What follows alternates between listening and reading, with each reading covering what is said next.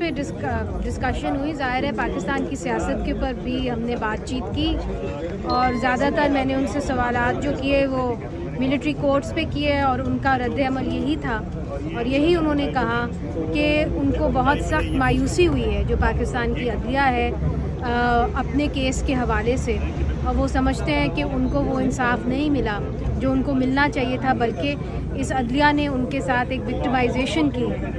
یہ تاثرات تھے.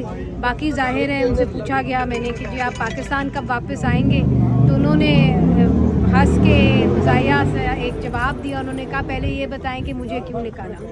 تو ظاہر ہے جی بہت ساری اور بھی باتیں ہوئیں. آپ نے ہنسی سے اندازہ لگایا کب جا رہے ہیں؟ مجھے لگ رہا ہے جی کہ جو میرے اپنے تاثرات ہیں یہ بات تو انہوں نے نہیں کی، مگر جب تک ان کے کیسز کے اندر کوئی فیصلہ نہیں آتا تو میرا خیال ہے تب تک میاں صاحب جو ہے کوئی حتمی